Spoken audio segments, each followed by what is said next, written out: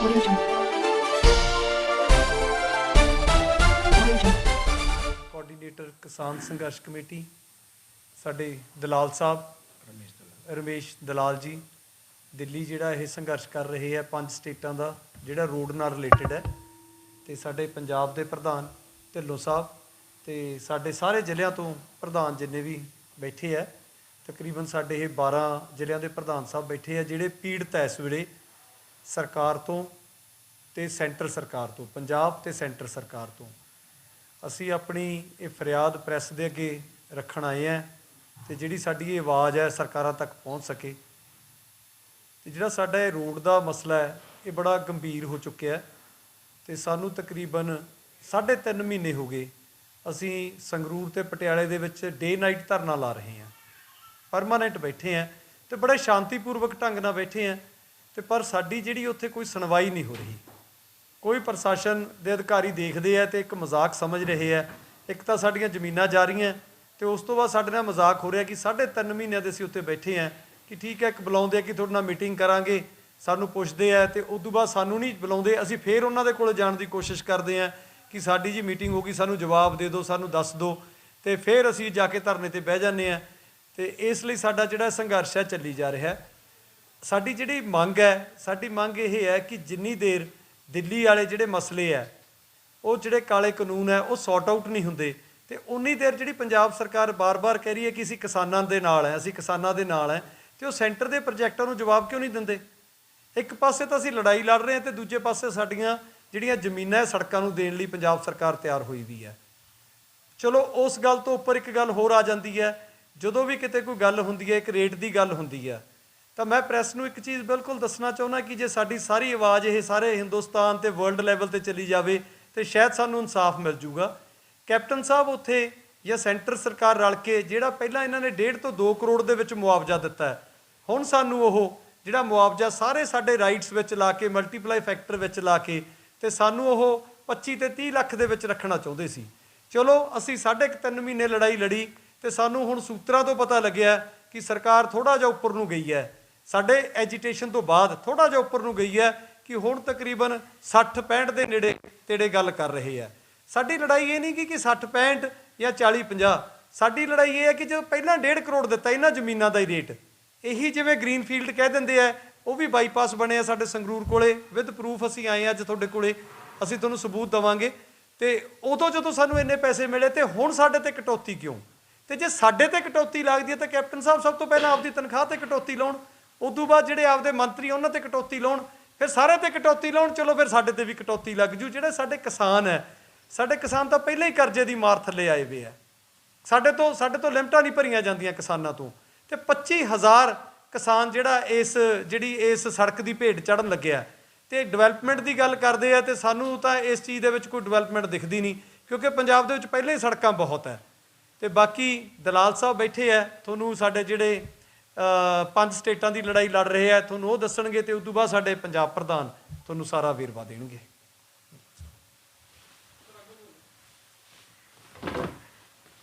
दोस्तों नमस्कार सत श्री अकाल रमेश दलाल अध्यक्ष भारत भूमि बचाओ संघर्ष समिति हमारे इस संगठन के बैनर के नीचे 5 राज्य पंजाब हरियाणा राजस्थान गुजरात और दिल्ली जमीन अधिग्रहण जो केंद्र सरकार के प्रोजेक्ट है रोड और रेल उसमें जो धांधलियाँ हो रही है जो कोड़ियों के भाव जमीन ली जा रही वो लड़ाई लड़ रही और इस संदर्भ में हम 21 तारीख को गांव नीलोठी जिला झज्जर हरियाणा जो हमारे किसान बैठे टीकरी बॉर्डर और सिंगू बॉर्डर के नज़दीक हमने एक बड़ी पंचायत 5 राज्यों की रखी है ये जो 5 राज्य हैं जिनकी ज़मीन जा रही है हरियाणा पंजाब राजस्थान गुजरात और दिल्ली इसी में पगड़ी की रिवाज है पूरे देश में नहीं तो इसलिए हमने अपनी पंचायत का नाम भी रखा है पगड़ी संभाल किसान पंचायत एक तो उसके लिए हम पंजाब के किसानों को निमंत्रण देने के लिए आए और दूसरा ये कहने के लिए आए कि जिस प्रांत में सरकार ने कोई भी जाति करने की कोशिश की या मुकदमे बनाने की कोशिश की तो 5 राज्य के किसान इकट्ठा होकर के हल्ला बोलेंगे हमारे पंजाब के किसान उस लड़ाई में अकेले नहीं या गुजरात के अकेले नहीं, हम पांचों संयुक्त रूप से इकट्ठे हैं। इसके बारे में हमारी मुख्य रूप से क्या मांग है? जो 2013 का जमीन अधिग्रहण कानून बना वो हायर साइड को देता है, लेकिन जो केंद्र के रेल और रोड प्रोजेक्ट में वो नहीं दिया जा रहा। उदाहरण के रूप में एक तो मार्केट बाजार मूल्य के आधार पर तय होता है कंपनसेशन, लेकिन बाजार मूल्य तय ही नहीं किया गया, जबकि कानून कहता है कि जमीन अधिग्रहण से पहले बाजार मूल्य तय करेंगे। और उसके बाद रिहेबिलिटेशन अवार्ड रोड के महकमे में कोई बनाए नहीं, जबकि सेक्शन 31/2013 की वो मैंडेटरी है, उसको नहीं बनाया। चलो रिसेटलमेंट के लिए 1 मिनट के लिए अलग रख दो, लेकिन रिहेबिलिटेशन जिसमें सरकारी नौकरी का प्रावधान है, जिसमें अलग से मुआवजे का प्रावधान है, वो भी हमें नहीं दिया गया। एक है फैक्टर।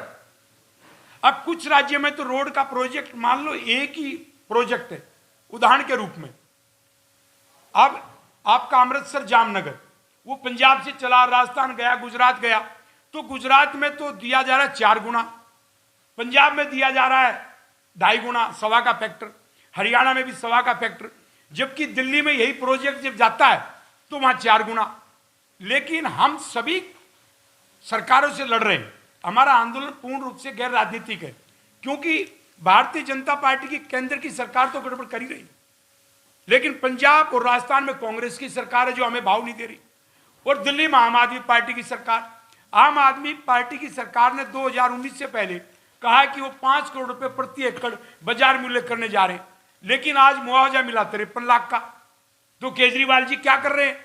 एक दूसरे पर आरोप लगाते रहते हैं। इसी प्रकार से पंजाब का देखो, उसी प्रकार से राजस्थान का कांग्रेस की सरकार है, बाजार मूल्य 7 लाख रुपए पंजाब में, और राजस्थान में सिर्फ 40,000 रुपए प्रति एकड़ या 50,000 रुपए प्रति एकड़। आज के दिन झोपड़ी दिल्ली में, चंडीगढ़ में वो बिकती है लगभग जाके 20 लाख की, और हमारी जमीन का मूल्य इतनी, जिसमें 5,000 गज स्क्वायर यार्ड, उसका आप रेट ये दे रहे। तो हमारी लड़ाई कांग्रेस, भाजपा और आम आदमी पार्टी सबके बारे में, किसान का हितैषी कोई नहीं, क्योंकि किसान के हितैषी के रूप में ढोंग रचते हैं। मैं पूछता हूं कैप्टन अमरिंदर सिंह जी, आपने 3 कृषि बिल पर हमारा साथ देने का वादा किया, आपका धन्यवाद।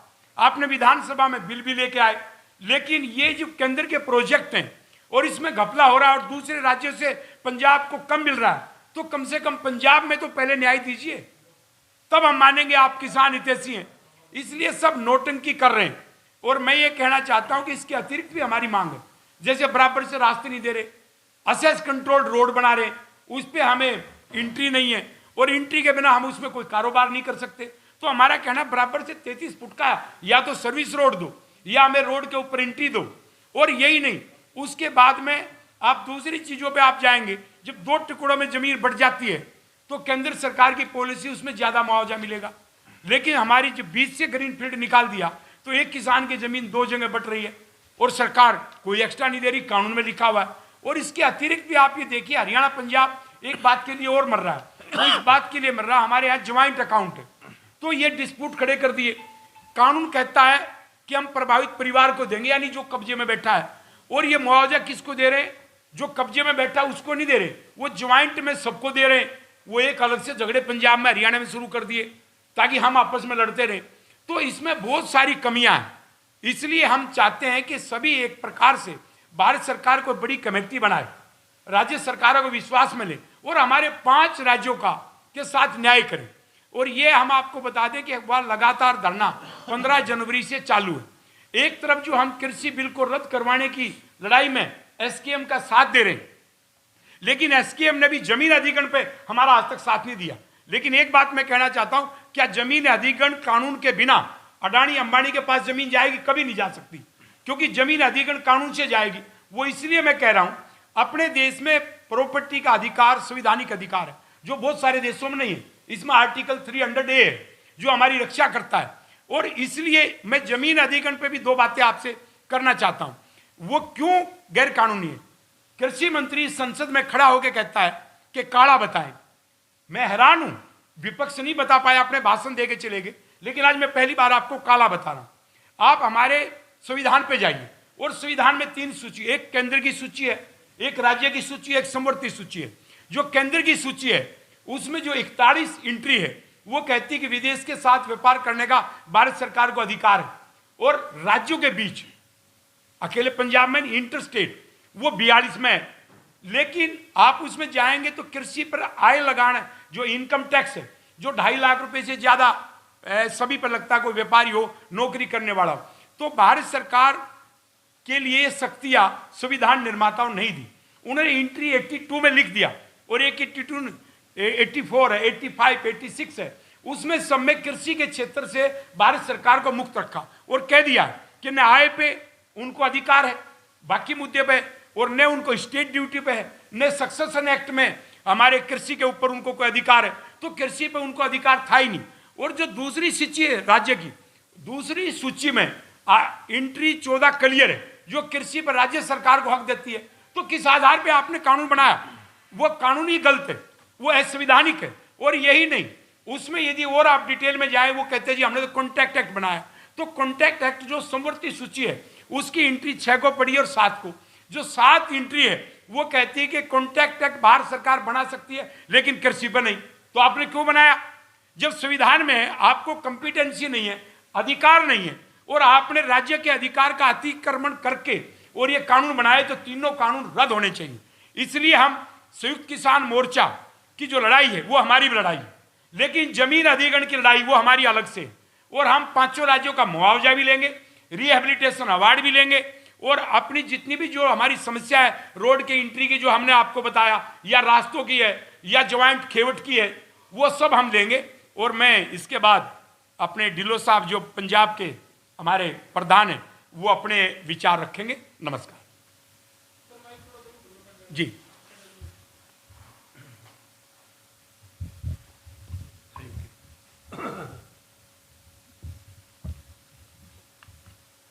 ਦਲਾਲ ਸਾਹਿਬ ਤੋਂ ਪਹਿਲਾਂ ਸਾਡੇ ਜ਼ਿਲ੍ਹਾ ਪ੍ਰਧਾਨ ਸਰਦਾਰ ਹਰਮਨਜੀਤ ਸਿੰਘ ਜੀ ਜੇਜੀ ਨੇ ਤੁਹਾਨੂੰ ਵਿਸਤਾਰ ਦੇ ਵਿੱਚ ਦੱਸਿਆ ਕਿ ਸਾਡਾ ਇਹ ਜਿਹੜਾ ਘੋਲ ਚੱਲ ਰਿਹਾ ਹੈਗਾ ਪਿਛਲੇ 3 ਮਹੀਨੇ ਤੋਂ, ਉਹ ਕਿਸ ਮਕਸਦ ਦੇ ਲਈ ਚੱਲ ਰਿਹਾ ਹੈ। ਤੁਹਾਨੂੰ ਪਤਾ ਹੀ ਆ ਕਿ ਸੈਂਟਰ ਦੇ 2-3 ਪ੍ਰੋਜੈਕਟ ਇੱਥੇ ਆਏ ਹੋਏ ਆ। ਪਹਿਲਾ ਦਿੱਲੀ ਜੰਮੂ ਕਟੜਾ NE7 ਜਿਸ ਨੂੰ ਕਿਹਾ ਜਾਂਦਾ ਹੈ, ਇਹ ਵੱਡਾ ਪ੍ਰੋਜੈਕਟ ਹੈ। ਇਸ ਦੇ ਨਾਲ ਇੱਕ ਪ੍ਰੋਜੈਕਟ ਹੋਰ ਆ ਰਿਹਾ, ਉਹ ਜਿਹੜਾ ਹੈ ਉਹ ਜਾਮਨਗਰ ਅੰਮ੍ਰਿਤਸਰ ਹੈ। ਇਹਨਾਂ ਦੇ ਨਾਲ ਬਹੁਤ ਸਾਰੀਆਂ ਕਨੈਕਟਰ ਰੋਡਾਂ ਤੇ ਬਹੁਤ ਸਾਰੇ ਰਿੰਗ ਰੋਡਾਂ ਕੱਢੀਆਂ ਜਾ ਰਹੀਆਂ ਨੇਗੀਆਂ, ਜਿਹੜੀਆਂ ਕਿ ਭਾਰਤਮਾਲਾ ਦੇ ਪ੍ਰੋਜੈਕਟਾਂ ਦਾ ਹਿੱਸਾ ਨੇਗੀਆਂ। ਪਹਿਲੀ ਗੱਲ ਤਾਂ ਇਹ ਕਿ ਸਾਨੂੰ ਸੜਕਾਂ ਦੀ ਪੰਜਾਬ ਦੇ ਵਿੱਚ ਜ਼ਰੂਰਤ ਹੀ ਨਹੀਂ। ਸਾਡੇ ਕੋਲੇ ਆਪਣੇ ਹੀ ਬਹੁਤ ਹੀ ਨੈਸ਼ਨਲ ਹਾਈਵੇ ਤੇ ਸਟੇਟ ਹਾਈਵੇ ਨੇ, ਜਿਨ੍ਹਾਂ ਦੀ ਇਹਨਾਂ ਤੋਂ ਸਾਡੀਆਂ ਸਰਕਾਰਾਂ ਤੋਂ ਰਿਪੇਅਰ ਨਹੀਂ ਹੁੰਦੀ। ਅਸੀਂ ਸ਼ੁਰੂ ਦੇ ਵਿੱਚ ਇਹੀ ਗੱਲ ਕਹੀ ਸੀ ਕਿ ਪੰਜਾਬ ਕੋਲੇ ਜ਼ਮੀਨ ਬਹੁਤ ਘੱਟ ਹੈ, ਤੁਸੀਂ ਇਹਨੂੰ ਹੋਰ ਸੜਕਾਂ ਦੇ ਥੱਲੇ ਨਾ ਦਬੋ, ਲੋਕਾਂ ਨੂੰ ਰੋਟੀ ਖਾਣ ਦਿਓ। ਲੋਕ ਕਿਰਤ ਕਰਦੇ ਆ। ਪਹਿਲੇ ਜਿਹੜਾ ਰੇਟ ਆਫ ਮਾਈਗ੍ਰੇਸ਼ਨ ਆ ਉਹ ਬਹੁਤ ਜ਼ਿਆਦਾ ਵੱਧ ਚੁੱਕਿਆ ਹੈਗਾ। ਸਾਡਾ ਯੂਥ ਬਾਹਰ ਜਾ ਰਿਹਾ, ਸਾਡਾ ਪੈਸਾ ਬਾਹਰ ਜਾ ਰਿਹਾ। ਜੇ ਅਸੀਂ ਇਸ ਨੂੰ ਰੋਕਣਾ ਚਾਹੁੰਦੇ ਹਾਂ ਤਾਂ ਸਿਰਫ ਉਹਦਾ ਇੱਕੋ ਇੱਕ ਕਾਰਨ ਹੈ ਕਿ ਜੇ ਪੰਜਾਬ ਦੇ ਵਿੱਚ ਆਪਾਂ ਰੁਜ਼ਗਾਰ ਪੈਦਾ ਕਰਾਂਗੇ ਤਾਂ ਇਹ ਰੁਕੂਗਾ, ਅਦਰਵਾਈਜ਼ ਇਹ ਰੁਕਦਾ ਨਹੀਂਗਾ। ਇਹ ਸੜਕਾਂ ਜਿਹੜੀਆਂ ਤੁਸੀਂ ਬਣਾ ਰਹੇ ਹੋ, ਇਹ ਫਰੇਟ ਕੋਰੀਡੋਰ ਨੇਗੇ, ਇਹਨਾਂ ਦੇ ਨਾਲ ਬੇਰੁਜ਼ਗਾਰੀ ਵਧਣੀ ਹੈ, ਬੇਰੁਜ਼ਗਾਰੀ ਘਟਣੀ ਨਹੀਂਗੀ। ਉਸ ਤੋਂ ਬਾਅਦ ਜਦੋਂ ਇਹਨਾਂ ਨੇ ਇਹ ਸਾਡਾ ਮੁਆਵਜ਼ਾ ਤੈਅ ਕਰਨ ਦੀ ਗੱਲ ਕੀਤੀ ਤਾਂ ਅਸੀਂ ਦੇਖਿਆ ਵੀ ਇਹਨਾਂ ਨੇ ਸਾਡੀਆਂ ਸੜਕਾਂ ਨਹੀਂ ਬਣਾ ਰਹੇ, ਇਹ ਤਾਂ ਸਾਡੀ ਜ਼ਮੀਨ ਲੁੱਟ ਰਹੇ ਨੇਗੇ। ਸਭ ਤੋਂ ਪਹਿਲਾਂ ਇਹਨਾਂ ਨੇ ਵਾਰਡ ਬਣਾਇਆ ਸਾਡਾ 23/11/2020 ਨੂੰ, ਸੰਗਰੂਰ ਦਾ ਸੰਤੋਖਪੁਰਾ ਪਿੰਡ ਹੈ, ਔਰ ਇੱਕੋ ਹੀ ਪਿੰਡ ਆਉਂਦਾ ਸਬ ਡਿਵੀਜ਼ਨ ਦਾ ਸੰਗਰੂਰ ਦਾ, ਔਰ ਉਹਦਾ ਵਾਰਡ ਇਹਨਾਂ ਨੇ ਬਣਾਇਆ 9,67,206 ਰੁਪਏ ਪ੍ਰਤੀ ਏਕੜ। ਹੁਣ ਤੁਸੀਂ ਆਪ ਹਿਸਾਬ ਲਾ ਲਓ, 9,67,206 ਰੁਪਏ ਪ੍ਰਤੀ ਏਕੜ, ਉਹਦੇ ਉੱਤੇ 100% ਉਜਾੜਾ ਭੱਤਾ, 12% ਐਡੀਸ਼ਨਲ ਕੰਪਨਸੇਸ਼ਨ, ਤੇ ਕੁੱਲ ਮਿਲਾ ਕੇ ਉਹ 19.5 ਲੱਖ ਰੁਪਏ ਬਣ ਗਿਆ। ਜਿਹੜੇ ਲੋਕਾਂ ਨੇ ਉੱਥੇ ਖੁਦ ਜ਼ਮੀਨ ਖਰੀਦੀ ਹੈ 6 ਮਹੀਨੇ ਪਹਿਲਾਂ, ਸਾਲ ਭਰ ਪਹਿਲਾਂ, ਉਹਨਾਂ ਨੇ 25 ਲੱਖ ਰੁਪਏ ਨੂੰ ਜ਼ਮੀਨ ਖਰੀਦੀ ਹੋਈ ਹੈ, ਔਰ ਉਹਨਾਂ ਨੂੰ ਮੁਆਵਜ਼ਾ ਕੀ ਦੇ ਰਹੇ ਨੇ? ਇਹ 19.5 ਲੱਖ ਰੁਪਈਆ। ਇਹ ਇੱਕ ਨਮੂਨਾ ਹੈ। ਇਹ ਇਹਨਾਂ ਨੇ ਇੱਕ ਸਪੈਸੀਮਨ ਪੇਸ਼ ਕੀਤਾ ਸਾਨੂੰ, ਇੱਕ ਨਮੂਨਾ ਪੇਸ਼ ਕੀਤਾ ਵੀ ਜਦੋਂ ਸਾਡੀਆਂ 7 ਸਬ ਡਿਵੀਜ਼ਨਾਂ, ਸੰਗਰੂਰ ਦੀਆਂ ਕੁੱਲ 7 ਸਬ ਡਿਵੀਜ਼ਨਾਂ ਨੇ, ਜਿਨ੍ਹਾਂ ਦੇ ਵਿੱਚੋਂ ਇੱਕ ਸੰਗਰੂਰ ਵੀ ਆ, ਜੇ ਸੰਗਰੂਰ ਸਬ ਡਿਵੀਜ਼ਨ ਦਾ ਅਵਾਰਡ 19.5 ਲੱਖ ਦਾ ਹੈ ਤਾਂ ਬਾਕੀ 6 ਸਬ ਡਿਵੀਜ਼ਨਾਂ ਦੇ ਅਵਾਰਡ ਕੀ ਹੋਣਗੇ? ਉਹ ਵੀ ਸੇਮ ਹੋਣਗੇ। ਤਾਂ ਉਸ ਦੇ ਖਿਲਾਫ ਸਾਡੇ ਸੰਗਰੂਰ ਦੇ ਵਿੱਚ ਹਰਮਨਜੀਤ ਸਿੰਘ ਜੀ ਨੇ ਝੰਡਾ ਚੱਕਿਆ, ਉਸ ਤੋਂ ਬਾਅਦ ਅਸੀਂ ਇੱਕ ਤੋਂ ਬਾਅਦ ਦੂਸਰਾ ਸਾਰੇ ਜ਼ਿਲ੍ਹਿਆਂ ਨੂੰ ਅਸੀਂ ਜਾਗਰਤ ਕੀਤਾ, ਸੰਗਠਿਤ ਕੀਤਾ, ਇਕੱਠਿਆਂ ਕੀਤਾ ਤੇ ਕਿਸਾਨ ਸੰਘਰਸ਼ ਕਮੇਟੀ ਦੇ ਨਾਂ ਦੇ ਥੱਲੇ, ਕਿਸਾਨ ਸੰਘਰਸ਼ ਕਮੇਟੀ ਦੇ ਬੈਨਰ ਦੇ ਥੱਲੇ ਸਾਰੇ ਪੰਜਾਬ ਨੂੰ ਮਿਹਨਤ ਕਰਕੇ ਇਹਨਾਂ ਨੇ ਜੋੜਿਆ ਨੌਜਵਾਨਾਂ ਨੇ। ਤੇ ਅੱਜ ਉਹ ਸਾਰੇ ਦੇ ਸਾਰੇ 14 ਦੇ 14 ਜ਼ਿਲ੍ਹੇ ਪ੍ਰਧਾਨ ਤੁਹਾਡੇ ਸਾਹਮਣੇ ਬੈਠੇ ਆ। ਰਮੇਸ਼ ਦਲਾਲ ਜੀ ਜਿਹੜੇ ਭਾਰਤ ਭੂਮੀ ਬਚਾਓ ਅੰਦੋਲਨ ਦੇ ਚੇਅਰਮੈਨ ਨੇ, ਇਹ ਵੀ ਸਾਡੇ ਵਿੱਚ ਬੈਠੇ ਨੇ। ਸੋ ਇਹ ਸਾਰੀ ਕਹਾਣੀ ਇੱਥੋਂ ਸ਼ੁਰੂ ਹੁੰਦੀ ਹੈ। ਫਿਰ ਸਾਰਿਆਂ ਨੇ ਬੈਠ ਕੇ ਅਸੀਂ ਸਰਕਾਰ ਨਾਲ ਗੱਲਬਾਤ ਕੀਤੀ ਵੀ ਤੁਸੀਂ ਸਾਡੀਆਂ ਜ਼ਮੀਨਾਂ ਇਸ ਤਰ੍ਹਾਂ ਨਾਲ ਲੁੱਟੋ, ਇਹ ਦਿਨ ਦਿਹਾੜੇ ਡੱਕ ਹੈਗਾ ਸਾਡੀਆਂ ਜ਼ਮੀਨਾਂ ਦੇ ਉੱਤੇ। ਫਿਰ ਕੰਪਨਸੇਸ਼ਨ ਐਕਟ ਜਿਹੜਾ ਤੁਸੀਂ ਲੈ ਕੇ ਆਏ ਹੋ, ਉਹ ਕਹਿੰਦਾ ਗਾ ਵੀ ਜਿਹੜੇ ਤੁਹਾਡੇ ਕਲੈਕਟਰ ਰੇਟ ਨੇ ਅਸੀਂ ਉਹਨਾਂ ਨੂੰ ਉਧਾਰ ਮੰਨਾਂਗੇ ਰੇਟ ਡਿਟਰਮੀਨੇਸ਼ਨ ਦੇ ਲਈ। ਜਿਹੜੇ ਤੁਹਾਡੇ 66 ਰੇਟ ਨੇ ਉਹਨਾਂ ਨੂੰ ਉਧਾਰ ਮੰਨਾਂਗੇ 3 ਸਾਲ ਦੀਆਂ ਰਜਿਸਟਰੀਆਂ ਤੁਹਾਨੂੰ ਵੀ ਪਤਾ ਲੋਕ ਕਲੈਕਟਰ ਰੇਟਾਂ 'ਤੇ ਕਰਾਉਂਦੇ ਹੁੰਦੇ ਆ, ਉਦੋਂ ਵੱਧ ਕੋਈ ਕਰਾਉਂਦਾ ਨਹੀਂ ਗਾ। ਹੁਣ ਕਲੈਕਟਰ ਰੇਟ ਸਾਡੇ ਘਟਾਏ ਕਿਹਨੇ ਸੀ? ਪੰਜਾਬ ਗੌਰਮੈਂਟ ਨੇ। ਕਿਉਂ ਘਟਾਏ ਸੀ? ਕਿਉਂਕਿ ਪੰਜਾਬ ਗੌਰਮੈਂਟ ਦੀ ਇੱਕ ਸਾਜ਼ਿਸ਼ ਸੀ। ਆਮ ਆਦਮੀ ਨੂੰ ਪਤਾ ਨਹੀਂ ਲੱਗਦਾ, ਸਰਕਾਰਾਂ ਨੂੰ ਪਹਿਲਾਂ ਪਤਾ ਲੱਗ ਜਾਂਦਾ ਹੈ। ਭਾਰਤਮਾਲਾ ਪ੍ਰੋਜੈਕਟ ਦਾ ਸਾਨੂੰ ਉਸ ਦਿਨ ਪਤਾ ਲੱਗਿਆ ਜਦੋਂ ਸਾਡੇ ਖੇਤਾਂ ਦੇ ਵਿੱਚ ਬੁਰਜੀਆਂ ਲਾਉਣ ਆ ਗਏ, ਜਦੋਂ ਸਾਡੇ ਖੇਤਾਂ ਦੇ ਵਿੱਚ ਸਰਵੇ ਕਰਨ ਆ ਗਏ। ਪਰ 3A ਕਿਸ ਵੇਲੇ ਹੋਈ? ਸਰਕਾਰ ਨੂੰ ਇੰਟਿਊਸ਼ਨ ਕਿਸ ਵੇਲੇ ਹੋਈ ਕਿ ਅਸੀਂ ਨੇ ਸੜਕ ਲਈ ਜ਼ਮੀਨ ਰੋਕਣੀ ਹੈ? ਸਰਕਾਰ ਨੂੰ ਤਾਂ 2 ਸਾਲ ਪਹਿਲਾਂ ਦੀ ਇੰਟਿਊਸ਼ਨ ਸੀ। ਔਰ ਪੰਜਾਬ ਗੌਰਮੈਂਟ ਦੇ ਨਾਲ ਮਿਲੀ ਭੁਗਤ ਕਰਕੇ ਉਹਨਾਂ ਨੇ ਸਾਡੇ ਕਲੈਕਟਰ ਰੇਟ ਘਟਾਤੇ। ਜਿੱਥੇ 35 ਲੱਖ ਤੀ 50 ਲੱਖ ਤੀ, ਉਹ ਅੱਜ ਸਾਡੇ ਕਲੈਕਟਰ ਰੇਟ ਕਿੰਨੇ ਨੇ? 6 ਲੱਖ 7 ਲੱਖ 8 ਲੱਖ। ਔਰ ਐਕਟ ਉਹਨਾਂ ਨੂੰ ਕੰਸੀਡਰ ਕਰ ਰਹੇਗਾ। ਅਸੀਂ ਐਕਟ ਤੋਂ ਬਾਹਰ ਵੀ ਨਹੀਂ ਜਾ ਸਕਦੇ। ਸੋ ਇਸ ਤਰ੍ਹਾਂ ਦੀਆਂ ਜਿਹੜੀਆਂ ਠੱਗੀਆਂ ਸਾਡੇ ਨਾਲ ਹੋ ਰਹੀਆਂ ਨੇਗੀਆਂ, ਇਹਨਾਂ ਦੇ ਖਿਲਾਫ ਜਦੋਂ ਅਸੀਂ ਇਕੱਠਿਆਂ ਹੋ ਕੇ ਆਵਾਜ਼ ਉਠਾਈ ਤਾਂ ਪੰਜਾਬ ਗੌਰਮੈਂਟ ਨੇ ਸਾਡੀ ਕੁਛ ਹੱਦ ਤੱਕ ਸੁਣਵਾਈ ਕੀਤੀ। ਸ਼੍ਰੀ ਵਿਜੇਂਦਰ ਸਿੰਗਲਾ ਜੀ ਨੂੰ ਚੇਅਰਮੈਨ ਲਾਇਆ, ਇੱਕ ਕਮੇਟੀ ਬਣਾਈ ਗਈ ਜਿਹਦੇ ਵਿੱਚ ਸ਼੍ਰੀ ਵਿਸ਼ਵਜੀਤ ਖੰਨਾ ਜੀ, ਸ਼੍ਰੀ ਅਨੁਰੂਧ ਤਿਵਾੜੀ ਜੀ ਤੇ ਨੈਸ਼ਨਲ ਹਾਈਵੇ ਵੱਲੋਂ KS ਪੰਨੂ ਜੀ ਤੇ TS ਚਾਹਲ ਜੀ ਇਹ ਬੈਠੇ। ਸਾਡੀਆਂ 2 ਮੀਟਿੰਗਾਂ ਹੋਈਆਂ ਇਹਨਾਂ ਦੇ ਨਾਲ। ਅਸੀਂ ਆਪਣੀ ਜੋ ਸਾਡੀ ਗਰੀਵੈਂਸਿਸ ਸੀਗੀਆਂ, ਜੋ ਸਾਡੀਆਂ ਤਕਲੀਫਾਂ ਸੀਗੀਆਂ, ਜਾਂ ਪਹਿਲਾਂ ਕੀ ਮਿਲਿਆ ਸੀ ਉਹਨਾਂ ਹੀ ਰੋਡਾਂ ਉੱਤੇ, ਅਸੀਂ ਉਹ ਸਾਰੀਆਂ ਡਿਟੇਲ ਦੇ ਵਿੱਚ ਇਹਨਾਂ ਨੂੰ ਦੱਸੀਆਂ। ਆ ਮੇਰੇ ਕੋਲ ਇੱਕ ਡਿਮਾਂਡ ਚਾਰਟਰ ਹੈ ਜਿਹਦੇ ਵਿੱਚ ਸਾਡੇ ਪੈਸੇ ਨਾਲ ਸੰਬੰਧਿਤ ਤੇ ਬਿਨਾਂ ਪੈਸੇ ਦੇ ਸੰਬੰਧਿਤ, ਜਿਸ ਤਰ੍ਹਾਂ ਦਲਾਲ ਸਾਹਿਬ ਨੇ ਵੀ ਬਿਆਨ ਕੀਤਾ, ਸਾਨੂੰ ਕੀ ਕੀ ਪ੍ਰੈਕਟੀਕਲ ਔਕੜਾਂ ਆਉਣਗੀਆਂ, ਸਾਡੇ ਰਸਤੇ ਕੱਟ ਜਾਣਗੇ, ਅਸੀਂ ਖੇਤਾਂ ਦੇ ਵਿੱਚ ਨਹੀਂ ਜਾ ਸਕਾਂਗੇ, ਜ਼ਮੀਨਾਂ 2 ਫਾੜ ਹੋ ਜਾਣਗੀਆਂ, ਸੀਵਰਡ ਹੋ ਜਾਣਗੀਆਂ, ਇੱਕ ਖੇਤ ਨੂੰ ਪਾਣੀ ਲੱਗੂ ਦੂਜੇ ਨੂੰ ਲੱਗਣਾ ਨਹੀਂ। ਸੋ ਇਹ ਸਾਰਾ ਅਸੀਂ ਤਿਆਰ ਕਰਕੇ ਜਦੋਂ ਸਰਕਾਰ ਦੇ ਨਾਲ ਗੱਲਬਾਤ ਕੀਤੀ ਤਾਂ ਸਰਕਾਰ ਕਾਫੀ ਹੱਦ ਤੱਕ ਪੋਜ਼ਿਟਿਵ ਮੋਡ ਦੇ ਵਿੱਚ ਆਈ। ਔਰ ਅੱਜ ਸਰਕਾਰ ਕਿੱਥੇ ਖੜੀ ਹੈ? 70-80 ਲੱਖ ਤੇ, 70-75 ਲੱਖ ਤੇ ਖੜੀ ਆ। ਔਰ ਸਰਕਾਰ ਸੋਚ ਰਹੀ ਹੈ ਕਿ ਅਸੀਂ ਤੁਹਾਨੂੰ 2 ਦਾ ਮਲਟੀਪਲਾਇਰ ਵੀ ਦੇ ਦਿੰਦੇ ਹਾਂ ਔਰ 70-80 ਲੱਖ ਰੁਪਈਆ ਦੇ ਦਿੰਦੇ ਹਾਂ। ਪਰ ਸਾਡੀ ਡਿਮਾਂਡ ਕੀ ਆ? ਸਾਡੀ ਡਿਮਾਂਡ ਇਹ ਹੈ ਵੀ NH64 ਜੀਰਕਪੁਰ ਟੂ ਬਠਿੰਡਾ ਜਿਹੜੀ ਰੋਡ ਬਣੀ ਆ 2015-2014 'ਚ ਬਣੀ ਹੈ। ਜੇ 2014 ਦੇ ਵਿੱਚ ਜੀਰਕਪੁਰ ਬਠਿੰਡਾ ਰੋਡ ਦਾ NH64 ਦਾ ਰੇਟ ਤੁਸੀਂ 1.5 ਕਰੋੜ ਤੋਂ ਲੈ ਕੇ 2 ਕਰੋੜ ਤੱਕ ਦੇ ਸਕਦੇ ਹੋ, 2 ਕਰੋੜ ਚੰਨੋ ਪਿੰਡ ਨੂੰ ਦਿੱਤਾ ਹੋਇਆ, 1.5 ਕਰੋੜ ਬਹੁਤ ਸਾਰੇ ਪਿੰਡਾਂ ਨੂੰ ਦਿੱਤਾ ਹੋਇਆ, ਤਾਂ ਸਾਨੂੰ ਕਿਉਂ ਨਹੀਂ ਦਿੱਤਾ ਜਾ ਸਕਦਾ? 2 ਕਰੋੜ ਹੰਡਿਆਏ ਨੂੰ ਦਿੱਤਾ ਹੋਇਆ, ਤਾਂ ਸਾਨੂੰ ਕਿਉਂ ਨਹੀਂ ਦਿੱਤਾ ਜਾ ਸਕਦਾ? ਕਿਉਂਕਿ ਸਿਤਮ ਜਰੀਫੀ ਇਹ ਹੈ, ਇਹ ਜਿਹੜੀ ਇੰਨੀ ਸੇਵਨ ਆ ਰਹੀ ਹੈ, ਇਹ ਫੱਗੂ ਵਾਲੇ ਪਿੰਡ ਦੇ ਵਿੱਚ ਇੱਕ ਉਸ ਨੂੰ NH64 ਨੂੰ ਕ੍ਰੋਸ ਕਰ ਰਹੀ ਹੈ। ਹੁਣ ਤੁਸੀਂ ਆਪ ਸੋਚੋ, ਜਿਹੜੇ ਖਸਰਿਆਂ ਦਾ ਫੱਗੂ ਵਾਲੇ ਪਿੰਡ ਦੇ ਵਿੱਚ 2014 ਦੇ ਵਿੱਚ 1.5 ਕਰੋੜ ਰੁਪਈਆ ਰੇਟ ਮਿਲਿਆ ਹੋਇਆ ਹੈ, ਤਾਂ 2020 ਦੇ ਵਿੱਚ ਆ ਕੇ ਤੁਸੀਂ ਉਹਦਾ 9 ਲੱਖ ਰੁਪਈਆ ਰੇਟ ਕਿਵੇਂ ਪਾ ਦੋਗੇ? ਕੋਈ ਵੀ ਸੂਝਵਾਨ ਵਿਅਕਤੀ ਇਹ ਮੰਨ ਲੂਗਾ ਵੀ ਇੰਨਾ ਰੇਟ ਘਟ ਗਿਆ ਸਾਡਾ। ਇੰਨਾ ਸਲੰਪ ਪ੍ਰੋਪਰਟੀ 'ਚ ਨਹੀਂ ਆਇਆ, 5% 7% 10% ਆ ਸਕਦਾ, ਇੰਨਾ ਸਲੰਪ ਨਹੀਂ ਆਇਆ ਵੀ 2 ਕਰੋੜ ਤੋਂ 9 ਲੱਖ ਤੇ ਰੇਟ ਆ ਜਾਵੇ। ਸੋ ਇਸ ਕਰਕੇ ਸਾਡੀ ਸਰਕਾਰ ਦੇ ਨਾਲ ਗੱਲਬਾਤ ਹੋਈ, 2 ਮੀਟਿੰਗਾਂ ਸਾਡੀਆਂ ਹੋਈਆਂ, ਉਹ ਮੀਟਿੰਗਾਂ ਸਾਡੀਆਂ ਕਾਫੀ ਹੱਦ ਤੱਕ ਪੋਜ਼ਿਟਿਵ ਰਹੀਆਂ। ਮੈਂ ਨਹੀਂ ਕਹਿੰਦਾ ਕਿ ਸਾਨੂੰ ਰਿਸਪੌਂਸ ਨਹੀਂ ਮਿਲਿਆ, ਸਾਨੂੰ ਵਧੀਆ ਰਿਸਪੌਂਸ ਮਿਲਿਆ, ਤੇ ਪਰ ਫਿਰ ਵੀ ਜਿਹੜੇ ਸਾਡੇ ਆਸ਼ੇ ਨੇ ਉੱਥੋਂ ਤੱਕ ਹਾਲੇ ਸਰਕਾਰ ਨਹੀਂ ਪਹੁੰਚੀ। ਸਾਡਾ ਆਸ਼ਾ ਜਿਹੜਾ ਸੀ ਅਸੀਂ ਉਹਨਾਂ ਨੂੰ ਦਿੱਤਾ ਹੋਇਆ, ਸਾਡੀ ਪਹਿਲੀ ਡਿਮਾਂਡ ਜਿਹੜੀ ਸੀ ਉਹ 1.5 ਕਰੋੜ ਰੁਪਈਆ ਪ੍ਰਤੀ ਏਕੜ। ਕਿਉਂਕਿ ਇਹਨਾਂ ਨੇ ਇੱਕ ਅਵਾਰਡ ਕੀਤਾ ਸੀਗਾ 9262 ਮਿਤੀ 15/1/2014 ਨੂੰ। ਇਹ 25 ਪਿੰਡਾਂ ਦਾ ਅਵਾਰਡ ਹੈ ਕਿ ਇੱਕ ਪਿੰਡ ਦਾ ਅਵਾਰਡ ਨਹੀਂ ਹੈ, 25 ਪਿੰਡਾਂ ਦਾ ਰੇਟ ਹੈ ਇਹ, ਜਿਹਦੇ ਵਿੱਚ 1.5 ਕਰੋੜ ਰੁਪਈਆ ਬੇਸਿਕ ਰੇਟ ਦਿੱਤਾ ਗਿਆ ਸੀ। ਅੱਛਾ, ਫਿਰ ਦਲਾਲ ਸਾਹਿਬ ਨੇ ਇੱਕ ਗੱਲ ਕੀਤੀ ਸੀ, ਜਿਹੜੇ ਸਾਡੇ ਸਟੈਚੂਟਰੀ ਬੈਨੀਫਿਟਸ ਨੇ, ਸਾਡੇ ਸ਼ਡਿਊਲ 1, ਸ਼ਡਿਊਲ 2, ਸ਼ਡਿਊਲ 3 ਦੇ ਵਿੱਚ ਜੋ ਵੀ ਸਾਡੇ ਸਟੈਚੂਟਰੀ ਬੈਨੀਫਿਟਸ ਨੇ ਉਹਨਾਂ ਦੇ ਬਾਰੇ ਕਦੇ ਇਹਨਾਂ ਨੇ ਸਾਡੇ ਨਾਲ ਗੱਲ ਨਹੀਂ ਕੀਤੀ। ਉਹ ਵੀ ਜਦ ਕਿ ਸਾਡਾ ਰਾਈਟ ਨੇਗੇ, ਜਿੱਥੇ ਰੇਟ ਡਿਟਰਮੀਨੇਸ਼ਨ ਦੀ ਗੱਲ ਆਉਂਦੀ ਹੈ ਉੱਥੇ ਸਾਡੇ ਲੀਗਲ ਬੈਨੀਫਿਟਸ ਦੀ ਵੀ ਗੱਲ ਆਉਂਦੀ ਹੈ। ਫਿਰ ਇੱਕ ਹੋਰ ਸਾਡੇ ਨਾਲ ਜਿਹੜਾ ਇਹਨਾਂ ਦਾ ਮਤਲਬ ਬਹੁਤ ਵੱਡਾ ਹੋ ਰਿਹਾ, ਸਾਡੇ ਬਹੁਤ ਸਾਰੇ ਕਿਸਾਨਾਂ ਦੇ ਸਿਰ ਦੇ ਉੱਤੇ ਲੋਨ ਨੇ, ਬੈਂਕਾਂ ਦੀਆਂ ਲਿਮਟਾਂ ਬਣੀਆਂ ਹੋਈਆਂ ਨੇਗੀਆਂ।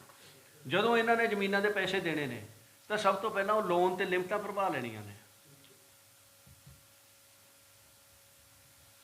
ਤਾਂ ਬੈਂਕ ਵਾਲਿਆਂ ਨੇ ਸਾਡੇ ਨਾਲ ਇੱਕ ਸਕੀਮ ਹੁੰਦੀ ਹੈ OTS, one time settlement scheme. ਅਸੀਂ ਇਹਨਾਂ ਨੂੰ ਕਿਹਾ ਸੀ ਵੀ ਪਹਿਲਾਂ ਸਾਨੂੰ ਵਨ ਟਾਈਮ ਸੈਟਲਮੈਂਟ ਸਕੀਮ ਦੇ ਜਿਹੜੇ ਬੈਨੀਫਿਟਸ ਨੇ ਉਹ ਲੈ ਲੈਣ ਦਿਓ, ਬੈਂਕਾਂ ਨਾਲ ਕਿਸਾਨ ਦਾ ਇੱਕ ਐਗਰੀਮੈਂਟ ਹੋ ਜਾਣ ਦਿਓ, ਉਸ ਤੋਂ ਬਾਅਦ ਫਿਰ ਉਹਦੇ ਕਿੰਨੇ ਪੈਸੇ ਬਣਦੇ ਨੇ। ਹੁਣ ਬੈਂਕ ਦਾ ਵਿਆਜ ਲਾ ਕੇ 5 ਲੱਖ ਦਾ 25 ਲੱਖ ਬਣਾ ਦਿੰਦੀ ਹੈ। ਕੀ ਅਸੀਂ 25 ਲੱਖ ਰੁਪਏ ਭਰਾਂਗੇ? ਅਸੀਂ ਪ੍ਰਿੰਸੀਪਲ ਅਮਾਊਂਟ ਭਰਾਂਗੇ। ਬਹੁਤ ਸਾਰੇ ਕੇਸਾਂ ਦੇ ਵਿੱਚ ਤੁਸੀਂ ਦੇਖਿਆ ਹੀ ਹੋਊਗਾ, ਤੁਹਾਨੂੰ ਪਤਾ ਹੈ ਵੀ ਪ੍ਰਿੰਸੀਪਲ ਅਮਾਊਂਟ ਭਰੀ ਜਾਂਦੀ ਹੈ ਜਾਂ ਉਹਦੇ ਉੱਤੇ ਜੋ ਜੈਨੂਅਨ ਇੰਟਰਸਟ ਆ ਉਹ ਭਰਿਆ ਜਾਂਦਾ ਹੈ, ਨਾ ਕਿ 5 ਲੱਖ ਦਾ 25 ਲੱਖ ਰੁਪਇਆ ਭਰਿਆ ਜਾਵੇ। ਇਹ ਵੀ ਸਾਡੀ ਇੱਕ ਡਿਮਾਂਡ ਹੈ। ਸਾਡੇ ਬਹੁਤ ਸਾਰੇ ਕਿਸਾਨ ਇਸ ਚੀਜ਼ ਤੋਂ ਪੀੜਤ ਨੇਗੇ।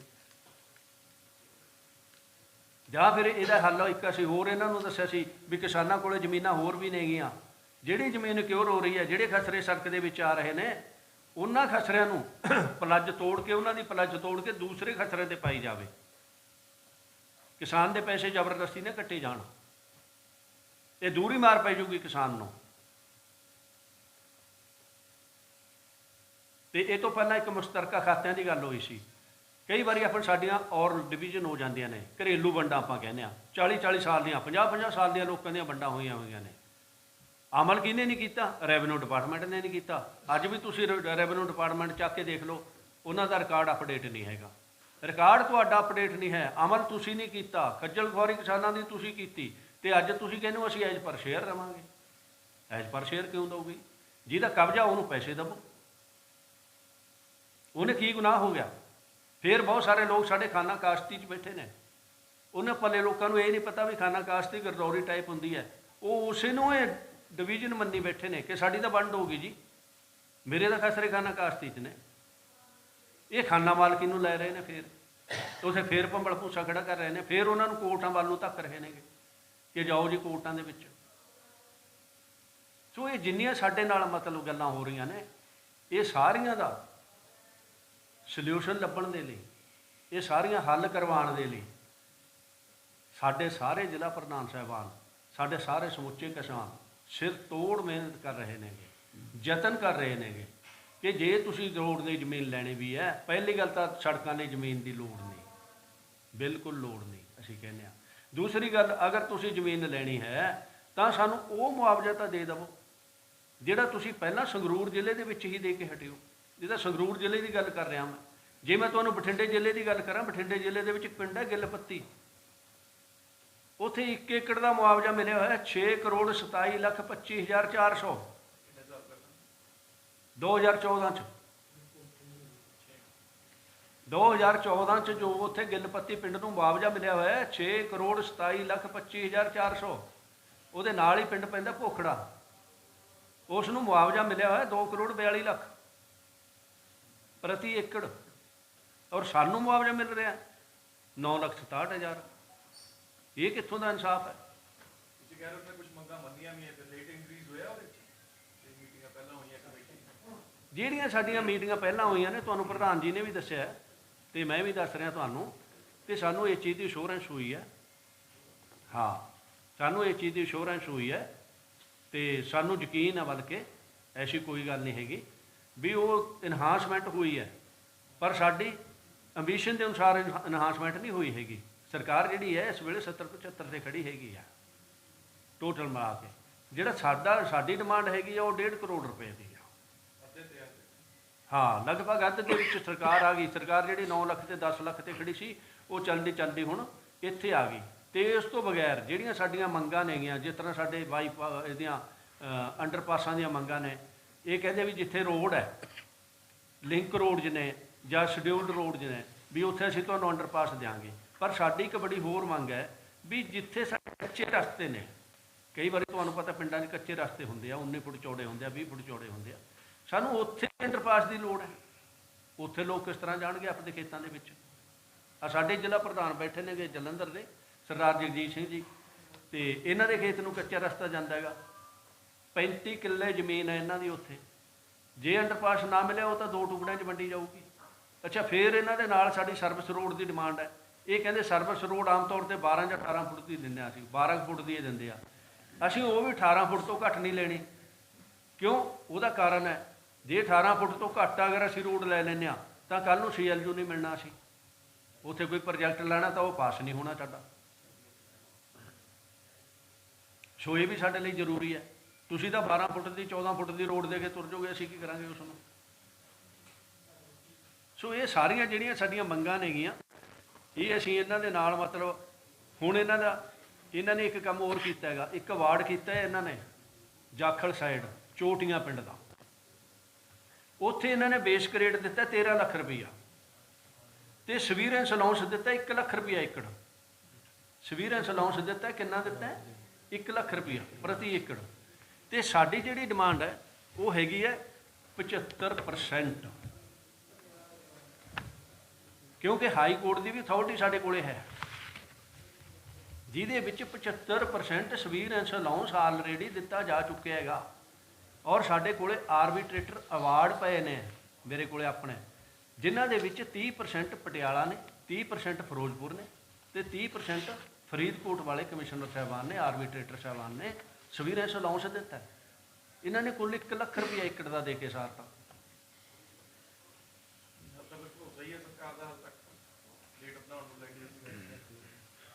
ਨਹੀਂ, ਭਰੋਸਾ ਤਾਂ ਨਹੀਂ, ਖੈਰ ਸਾਨੂੰ ਯਕੀਨ ਹੈ ਸਰਕਾਰ ਤੇ।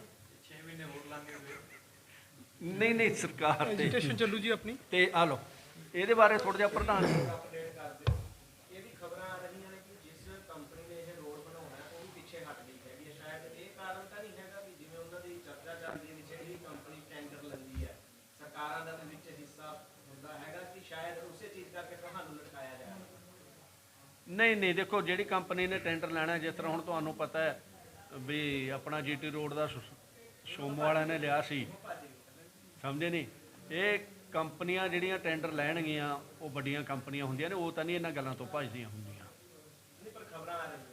ਖਬਰਾਂ ਤਾਂ ਕਈ ਵਾਰ ਇਸੇ ਸੰਸਨੀ ਖਬਰਾਂ ਤੇ ਆਪਣੇ ਅਕੋਰਡਿੰਗ ਬਣਵਾ ਲੈਂਦੇ ਆ, ਉਹ ਤਾਂ ਆਪਣੇ ਅਕੋਰਡਿੰਗ ਜੋ ਮਰਜ਼ੀ ਆ। ਕੰਪਨੀਆਂ ਨੂੰ ਬੜੇ ਮੋਟੇ ਪ੍ਰੋਫਿਟਸ ਹੋਣੇ ਆ ਔਨ ਰਿਕਾਰਡ, ਪਤਾ ਹੈ। ਮੰਤਰੀ ਵਿੱਚ ਹੈਗਾ ਕੰਪਨੀ ਦੀ। ਹਾਂ, ਨਹੀਂ ਉਹ ਤਾਂ ਸਾਰਿਆਂ ਨੂੰ ਪਤਾ। ਜਿਹੜਾ ਸਾਡਾ ਦੇਖੋ ਸਰਕਾਰ ਬਾਰੇ ਜੋ ਚੱਲ ਰਿਹਾ, ਸਾਡੇ ਕੋਆਰਡੀਨੇਟਰ ਨੇਗੇ, ਅਸੀਂ ਇਹਨਾਂ ਦੀ ਡਿਊਟੀ ਲਾਈ ਹੋਈ ਹੈ। ਇਹ ਸਰਕਾਰ ਦੇ ਵਿੱਚ ਇੱਕ ਕੜੀ ਦੇ ਤੌਰ ਤੇ ਕੰਮ ਕਰਦੇ ਨੇ, ਇਹ ਤੁਹਾਨੂੰ ਵਧੀਆ ਦੱਸ ਸਕਦੇ। ਦੇਖੋ, ਜਿਹੜਾ ਜਿਵੇਂ ਪੰਜਾਬ ਪ੍ਰਧਾਨ ਨੇ ਤੇ ਆਪਣੇ ਰਮੇਸ਼ ਦਲਾਲ ਜੀ ਨੇ ਤੁਹਾਨੂੰ ਦੱਸਿਆ ਸਾਰਾ, ਜਿਹੜਾ ਸਰਕਾਰ ਦਾ, ਸਰਕਾਰ ਨਹੀਂ ਭੱਜਦੀ ਇਹਨਾਂ ਟੈਂਡਰਾਂ ਤੋਂ, ਕਿਉਂਕਿ ਇਹਨਾਂ ਨੂੰ ਬੜੇ ਮੋਟੇ ਪੈਸੇ ਬਣਨੇ ਹੁੰਦੇ, ਤਾਂ ਕਿਸਾਨ ਮਾਰਿਆ ਜਾ ਰਿਹਾ ਹੈ। ਸਾਡਾ ਸਾਡਾ ਕਿਸਾਨਾਂ ਵੱਲੋਂ ਤਾਂ ਬਿਲਕੁਲ ਕਲੀਅਰ ਕੱਟ ਗੱਲ ਹੈ ਕਿ ਜਿੰਨੀ ਦੇਰ ਸਾਨੂੰ ਇਨਸਾਫ ਨਹੀਂ ਮਿਲਦਾ, ਜਿੰਨੀ ਦੇਰ ਸਾਨੂੰ ਸਾਡੇ ਰਾਈਟਸ ਨਹੀਂ ਮਿਲਦੇ, ਨਾ ਅਸੀਂ ਕਿਸੇ ਕੰਪਨੀ ਨੂੰ ਆਪਣੇ ਖੇਤਾਂ 'ਚ ਵੜਨ ਦੇਈਏ ਤੇ ਨਾ ਅਸੀਂ ਕਿਸੇ ਸਰਕਾਰੀ ਅਧਿਕਾਰੀ ਨੂੰ ਆਪਣੇ ਖੇਤਾਂ 'ਚ ਵੜਨ ਦੇਈਏ। ਚਾਹੇ ਸਾਡੇ ਦੇ ਉੱਤੇ ਇਹਦੇ ਖਿਲਾਫ ਚਾਹੇ ਸਾਡੇ ਤੇ ਪਰਚੇ ਦਰਜ ਹੋਣ, ਚਾਹੇ ਕੁਛ ਹੋਵੇ, ਅਸੀਂ ਬਿਲਕੁਲ ਕਲੀਅਰ ਕੱਟ ਤਿਆਰ ਹੋਏ ਵੀ ਹਾਂ ਇਸ ਵੇਲੇ।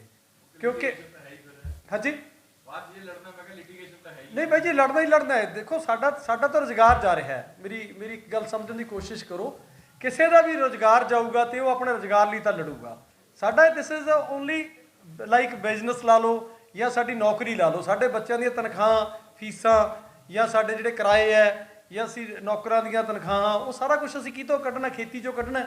ਸਾਡੇ ਕੋਲ ਹੋਰ ਤਾਂ ਕੋਈ ਬਿਜ਼ਨਸ ਹੈ ਨਹੀਂ, ਕੋਈ ਹੋਰ ਕਿੱਤਾ ਹੈ ਨਹੀਂਗਾ, ਤੇ ਸਾਡਾ ਉਹ ਜਾ ਰਿਹਾ ਹੈ। ਸਾਡੇ ਕੋਲ ਸਿਰਫ ਇਸ ਰੋਡ ਦੇ ਜਿਹੜੇ ਇਹ ਨੈਸ਼ਨਲ ਹਾਈਵੇਜ਼ ਨਿਕਲ ਰਹੀਆਂ, ਸਾਡੇ ਕੋਲ ਸਿਰਫ ਇੱਕ ਮੁਆਵਜ਼ਾ ਹੈ ਜਿਹੜਾ ਕਿ ਅਸੀਂ ਵਨ ਟਾਈਮ ਲੈ ਸਕਦੇ ਹਾਂ, ਤੇ ਸਾਨੂੰ ਲਾਈਫ ਟਾਈਮ ਪ੍ਰੋਬਲਮਸ ਹੈ। ਇਹ ਸੜਕ ਦੀਆਂ ਸਾਡੇ ਲਈ ਤਾਂ ਲਾਈਫ ਟਾਈਮ ਪ੍ਰੋਬਲਮ ਹੈ। ਸਾਡੇ ਖੇਤ ਹੈ, 2 ਪਾਸੇ ਚਲੇ ਗਏ, ਜਿਵੇਂ ਸਾਰੇ ਪ੍ਰਧਾਨ ਸਾਹਿਬ ਨੇ ਦੱਸਿਆ, ਪਾਣੀ ਦਾ ਅਰੇਂਜਮੈਂਟ, ਫਿਰ ਅਸੀਂ ਉੱਥੇ ਜੇ ਕੋਈ ਨੌਕਰ ਰੱਖਣਾ, ਕੰਮ ਕਰਨ ਵਾਲਾ ਰੱਖਣਾ, ਸਾਨੂੰ ਉਹ ਵੀ 2 ਰੱਖਣੇ ਪੈਣਗੇ। ਇੱਕ ਖੇਤ ਤੋਂ ਦੂਜੇ ਖੇਤ ਜਾਣਾ ਤੇ ਸਾਨੂੰ 3 ਕਿਲੋਮੀਟਰ 4 ਕਿਲੋਮੀਟਰ ਦਾ ਗੇੜ, ਸਾਨੂੰ ਤਾਂ ਸਜ਼ਾ ਹੀ ਸਜ਼ਾ ਨਾ। ਤੇ ਸਾਡੇ ਕੋਲ ਸਿਰਫ ਇੱਕ ਮੁਆਵਜ਼ਾ, ਤੇ ਅਸੀਂ ਜੇ ਉਹ ਵੀ ਉਹਦੇ ਪਿੱਛੇ ਵੀ ਨਾਲ ਲੜਾਈ ਲੜੀ ਤੇ ਫਿਰ ਤਾਂ ਕੋਈ ਫਾਇਦਾ ਹੀ ਨਹੀਂਗਾ। ਸਾਡੇ ਬਜ਼ੁਰਗਾਂ ਨੇ ਬੜੀ ਮਿਹਨਤ ਨਾਲ ਇਹ ਜ਼ਮੀਨਾਂ ਜਿਹੜੀਆਂ ਹੈਗੀਆਂ ਬਣਾਈਆਂ, ਤੇ ਜੇ ਅੱਜ ਮਤਲਬ ਸਾਡੇ ਸਿਰਾਂ ਦੇ ਉੱਤੇ ਦਸਤਾਰਾਂ ਤੇ ਜ਼ਮੀਨਾਂ ਦੀ ਵਜ੍ਹਾ ਨਾਲ ਹੀ ਹੈ, ਤੇ ਨਹੀਂ ਪਤਾ ਨਹੀਂ ਕੋਈ ਰਿਕਸ਼ਾ ਚਲਾਉਂਦੇ ਹੁੰਦੇ ਜਾਂ ਕੁਝ ਵੀ ਸੀਗਾ। ਤੇ ਇਸ ਲਈ ਕੈਪਟਨ ਸਾਹਿਬ ਨੂੰ ਤੇ ਅਸੀਂ ਤਾਂ ਬਾਰ-ਬਾਰ ਦੇਖੋ ਮੰਗ ਪੱਤਰ ਵੀ ਦੇ ਚੁੱਕੇ ਹਾਂ, ਪਟਿਆਲੇ ਧਰਨਾ ਵੀ ਲੱਗਿਆ ਕਿ ਜਿਹੜੇ ਸਾਡੇ ਰਾਈਟਸ ਆ ਸਾਡੇ ਨਾਲ ਬੈਠ ਕੇ ਗੱਲ ਕਰਕੇ ਦਿਓ, ਤੇ ਸਾਨੂੰ ਫਿਰ ਕੋਈ ਪ੍ਰੋਬਲਮ ਨਹੀਂ। ਉਦੋਂ ਬਾਅਦ ਜਿਹੜਾ ਹੈਗਾ ਆ ਕੇ ਜਿਹੜਾ ਠੇਕੇਦਾਰ ਕੰਮ ਕਰਨ, ਸਾਨੂੰ ਸਾਡੀ ਲੜਾਈ ਮੁੱਕ ਜਾਣੀ ਹੈ। ਪਰ ਸਾਡੀ ਲੜਾਈ ਫਿਲਹਾਲ ਇਹ ਹੈ ਕਿ ਸਾਨੂੰ ਹਿਡਨ ਰੱਖਿਆ ਜਾਂਦਾ, ਹਰੇਕ ਗੱਲ ਤੋਂ ਹਰ ਚੀਜ਼ ਲੁਕੋ ਕੇ ਸਾਡੇ ਨਾਲ ਕੀਤੀ ਜਾਂਦੀ ਹੈ। ਜਿੰਦਰ ਸਿੰਘ ਦਾ ਕਿਉਂ ਨਹੀਂ ਸੁਣ ਰਹੇ? ਤੁਹਾਡਾ ਹਲਕਾ ਹੈਗਾ, ਉਹ ਚੇਅਰਮੈਨ ਵੀ ਹੈਗੇ ਨੇ, ਤੇ ਉਹ ਸੁਣ ਕਿਉਂ ਨਹੀਂ ਰਹੇ? ਪਿੱਛੇ ਜੇ ਜਿੰਨੀਆਂ ਵੀ ਐਸਡੀਐਮ ਲੈਵਲ ਤੇ ਜਾਂ ਤੁਹਾਡੀ ਮੀਟਿੰਗਾਂ ਹੁੰਦੀਆਂ ਹੈਗੀਆਂ, ਉਹ 'ਚ ਵੀ ਫੇਕ ਬੰਦੇ ਜਿਹੜੇ ਹੈਗੇ ਨੇ ਬਿਠਾਉਣ ਦੀ ਕੋਸ਼ਿਸ਼ ਕੀਤੀ ਗਈ, ਇਹ ਚੀਜ਼ ਕਿਉਂ ਹੋ ਰਹੀ? ਅੱਜ ਸਾਡੇ ਕੋਲ ਪ੍ਰੂਫ ਪਿਆ ਜੀ, ਜਿਹੜਾ ਉਹ ਫੇਕ ਵਾਲਾ ਸੀਗਾ ਤੇ ਇਹ ਰੱਦ ਕਰਕੇ ਦਿੱਤਾ ਹੋਇਆ। ਤਹਿਸੀਲਦਾਰ ਦੇ ਦਸਤਖਤ ਹੋਏ ਆ। ਜਿਹੜੀ 25 ਤਰੀਕ ਦੀ ਮੀਟਿੰਗ ਸੀ 23 ਤਰੀਕ ਨੂੰ ਰੱਦ ਕਰਤੀ ਤੇ 25 ਤਰੀਕ ਨੂੰ ਕਰਾ ਰਹੇ ਹੈ। ਤੇ ਉੱਥੇ ਬੜੀ ਤੁਸੀਂ ਦੇਖਿਆ ਹੋਣਾ YouTube ਤੇ ਵੀ ਸਾਡੀ ਲੜਾਈ ਹੋ ਰਹੀ ਹੈ। ਤੇ ਉਹ ਜਦੋਂ ਇਹੀ ਤਾਂ ਪ੍ਰੋਬਲਮ ਆ ਰਹੀ ਹੈ, ਜਿਹੜਾ ਸਾਡੇ ਵਿੱਚ ਗੈਪ ਪੈਦਾ ਹੋ ਰਿਹਾ ਹੈ ਪ੍ਰਸ਼ਾਸਨ ਜਾਂ ਪੋਲੀਟੀਕਲ ਜਿਹੜਾ ਹੈਗਾ ਇੰਟਰਫੇਰੈਂਸ, ਤੇ ਸਾਡੇ ਵਿੱਚ ਇੱਕ ਪਾੜਾ ਪੈ ਗਿਆ ਬਹੁਤ ਵੱਡਾ ਵਿਸ਼ਵਾਸ ਦਾ। ਤੇ ਸਾਨੂੰ ਵਿਸ਼ਵਾਸ ਲੈਣ ਤੇ ਸਾਰੇ ਮਸਲੇ ਹੱਲ ਹੋਣਗੇ। ਜਦੋਂ ਸਰਕਾਰਾਂ ਪ੍ਰਸ਼ਾਸਨ ਨਾਲ ਖੜਨ ਲੱਗ ਜਾਂਦੀਆਂ ਤੇ ਉੱਥੇ ਬੜੀ ਤਕਲੀਫ ਮਹਿਸੂਸ ਹੁੰਦੀ ਹੈ। ਤੇ ਸਾਨੂੰ ਉਸ ਵੇਲੇ ਜਿਹੜਾ ਚਾਹੀਦਾ, ਵਜਿੰਦਰ ਸਿੰਘਲਾ ਸਾਨੂੰ ਚਾਹੀਦਾ ਕਿ ਕਿਸਾਨਾਂ ਨਾਲ ਖੜਨ, ਪਰ ਉਹ ਜਾ ਕੇ ਪ੍ਰਸ਼ਾਸਨ ਨਾਲ ਖੜੇ ਹੋ ਜਾਂਦੇ ਆ, ਉਹ ਬਿਊਰੋਕਰੇਟਸ ਨਾਲ ਜਾ ਕੇ ਖੜੇ ਹੋ ਜਾਂਦੇ, ਤੇ ਫਿਰ ਉੱਥੇ ਸਾਡੀ ਜਿਹੜੀ ਲੜਾਈ ਹੈ ਇਹ ਵੱਡੀ ਹੋ ਜਾਂਦੀ ਹੈ। ਉਹ ਬਸ ਇਹ ਤਾਂ ਗੱਲ ਬਿਲਕੁਲ ਕਲੀਅਰ ਹੈ। ਸਾਡੇ ਕੋਲ ਜੀ ਦੇਣ ਲਈ ਕੁਝ ਨਹੀਂ ਹੈਗਾ। ਜਿਹੜੀਆਂ ਵੱਡੀਆਂ ਕੰਪਨੀਆਂ ਜਿਵੇਂ ਅਡਾਨੀ ਅਬਾਨੀਜ਼ ਹੈ, ਇਹਨਾਂ ਨੇ ਜਿਹੜੀ ਹੈਗੀ ਆਪਦੀ ਇੱਕ ਮੋਨੋਪੋਲੀ ਬਣਾ ਲਈ ਹੈ। ਇਹ ਜਿਵੇਂ ਵੀ ਆਪਦੇ ਕੰਮ ਕਰਾਉਂਦੇ ਆ, ਮੈਨੂੰ ਨਹੀਂ ਪਤਾ, ਪਰ ਜੋ ਸਾਨੂੰ ਮਹਿਸੂਸ ਹੁੰਦਾ ਹੈ ਤੇ ਸਾਨੂੰ ਲੱਗਦਾ ਕਿ ਸ਼ਾਇਦ ਇਹਨਾਂ ਨੇ ਸਾਰਾ ਸਿਸਟਮ ਖਰੀਦ ਲਿਆ। ਤੇ ਜਿਹੜੀ ਸਾਡੀ ਇਹ ਜੰਗ ਹੈ ਇਹ ਜਾਰੀ ਰਹੂਗੀ ਜਿੰਨਾ ਚਿਰ ਸਾਡੇ ਕਿਸਾਨਾਂ ਨੂੰ ਹੱਕ ਨਹੀਂ ਮਿਲਦੇ। ਤੇ ਸਾਡੇ ਪ੍ਰਧਾਨ ਸਾਹਿਬ ਜਲੰਧਰ ਤੋਂ ਇਹ ਵੀ ਬੜਾ ਕੋਆਰਡੀਨੇਟ ਕਰਦੇ ਤੇ ਇਹ ਵੀ ਆਪਣੇ ਵਿਚਾਰ ਰੱਖਣਗੇ ਤੁਹਾਡੇ ਅੱਗੇ।